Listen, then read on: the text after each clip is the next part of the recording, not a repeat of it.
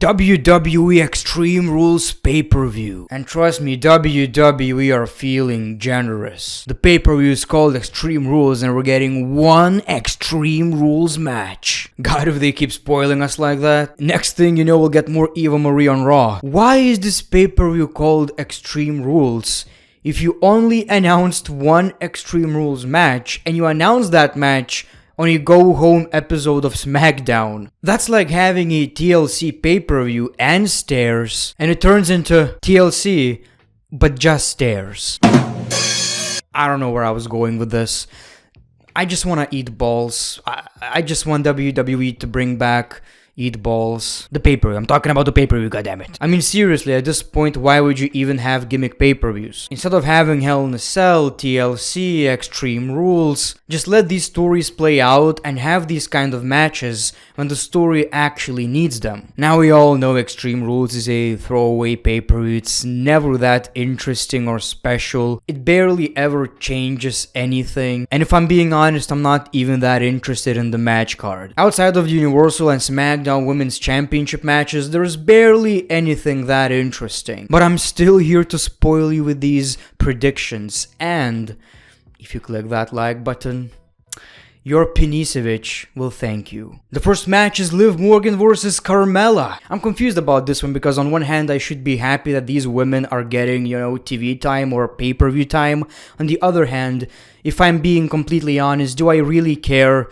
Not really. I know for the most part people are trying to be nice, but being excited about a match just for the sake of I like this person and she's on the card, I don't know about that. Like, I honestly don't give a shit.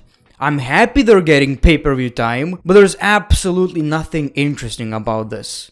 I don't care about the story, I don't care about the match. I guess my prediction is Liv Morgan because she is getting some kind of a push lately, and that's a good thing because the women's division desperately needs new stars. They can't rely on Bianca, Belair, and Becky Lynch and Charlotte Flair for much longer, so I guess that's great. Like I've said, my prediction is Liv Morgan. SmackDown Tag Team Championships match, the Usos versus the Street Profits. It looks like one of the matches that I would be really interested in. For some reason, it doesn't feel special. I don't know why that is. Maybe it's just because Extreme Rules doesn't feel important and you barely expect any changes. It should be a no disqualification, Extreme Rules, or whatever they're calling it right now match, in my opinion. There's a lot of potential. Obviously, all four talent are absolutely unbelievable in the ring.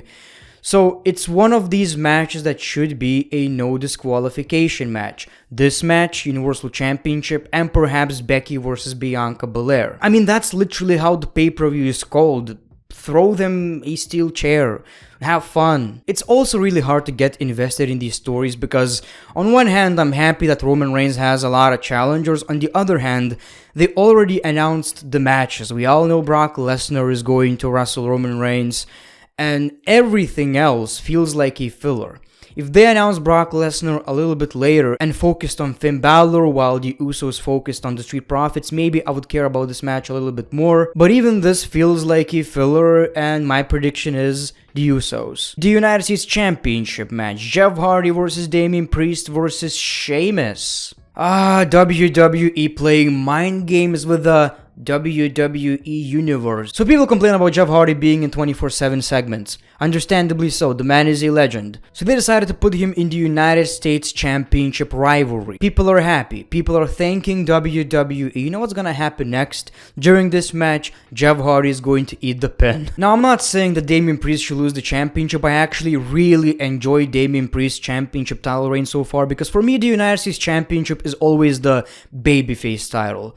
And ever since John Cena's United States Championship reign, I want a fighting United States champion. It almost should be like a rule that the United States Championship should get defended more often. So far, I'm actually enjoying this title reign. The only issue I have, I'm not that interested in the storyline. I just like the way Damian Priest carries himself as a champion and how important he makes the championship look. Now, this is not officially an Extreme Rules match, but as you know, triple threat matches don't have disqualifications anyway, so maybe in this one we're gonna get some weapons and chairs, tables, ladders, whatever.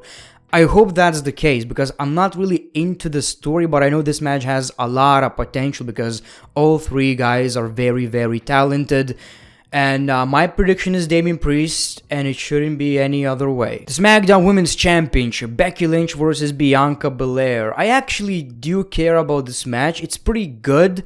I kinda like the story, even though, like I've said, all of that could have been achieved without Becky Lynch winning the championship. She could act like a dick anyway. But I guess WWE are using Becky Lynch to build Bianca Belair as the biggest women's babyface in the WWE, which I can understand. I just think this kind of stuff is really goofy. Now, that's not necessarily my prediction, but I wouldn't be surprised if something very similar to what happened at SummerSlam would happen in this match. Becky Lynch some way somehow wins the match in like under a minute, and Bianca is disappointed again, and obviously Becky would do that by cheating, but I wouldn't be surprised if that's exactly how this match is going to play out. Now, my prediction is Becky Lynch. Will it be a very short match? Not sure, but I'm sure that Becky Lynch will basically, use cheap tactics and win the match. Raw Women's Championship match, Charlotte Flair versus Alexa Bliss. Hit me with a King Kong Bundy's ball sack. I really don't care about this match. There are so many things I would rather do than watch this match. Perhaps teaching Eva Marie how to wrestle, go to Katie Vick's funeral, or even get cozy in Rikishi's butt crack instead of watching this match. I hate the story. I hate this gimmick, first of all. I don't know why would WWE think that getting rid of The Fiend and giving that gimmick to Alexa Bliss is going to work. The only reason people even cared slightly about Alexa Bliss' transformation is because it was all about The Fiend. During the pandemic era, Alexa Bliss's matches, I didn't care about them, but at least I was, interested in what kind of goofy shit WWE are going to, pull off, because magic, there is no live audience, you can get away with a lot of stuff and do all the black goo, fire, and the shitty, weird stuff WWE did. I didn't like it, but at least, I kept looking forward to it. What kind of stupid shit WWE are going to do? Right now, it's just, Alexa Bliss is controlling her opponent's arm.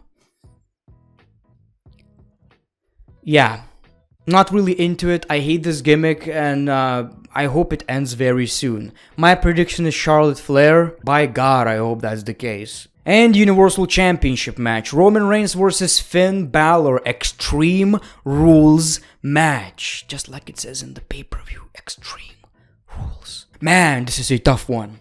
I wonder who's gonna win this match. Man. I wish I didn't make this predictions video. Damn. I can't figure it out now. It's too tough. It's honestly too tough. How are your Kakajambos doing, guys? Do you enjoy your new Peniseviches? Do you enjoy the inches? What did your girlfriend said? I like the fact that Finn Balor is getting the Universal Championship match, but all the momentum is being killed because of Brock Lesnar. And don't get me wrong, I'm excited about Brock Lesnar being back. I love the guy, he's my friend, a milking partner, partner in life, honestly. But you just made this look very unimportant. The Extreme Rules pay-per-view already, feels like a C-level pay-per-view. Now you basically said, yes, Brock Lesnar will wrestle Roman Reigns, but we don't know if it's gonna be for the championship. Really? I mean, if Finn Balor ends up winning the championship, I'll eat my words, and at the end of the day, we all expect him to lose. We all know he's going to lose, but WWE are known to do something weird. Now, it doesn't necessarily mean that I believe Finn Balor should win the championship. He shouldn't, but leave us a drop of unpredictability, for God's sakes. The only question right here is, will we see Brock Lesnar? Will Brock Lesnar cost Roman Reigns the match? I don't think so. I think Brock Lesnar is going to appear after the match F5 sends the message to Roman Reigns, and that's it. So obviously my prediction is Roman Reigns, and these are my Extreme Rules pay-per-view predictions. I don't even know if I'll watch this pay-per-view live if I'm being honest. I mean, it starts at like 3 a.m. in my country, and I don't really feel like wasting so much energy for 2 matches that I care about. But these are my predictions. Let me know yours in the comments below, and as always, the great one, peace, love, and hugs. It's been a pleasure.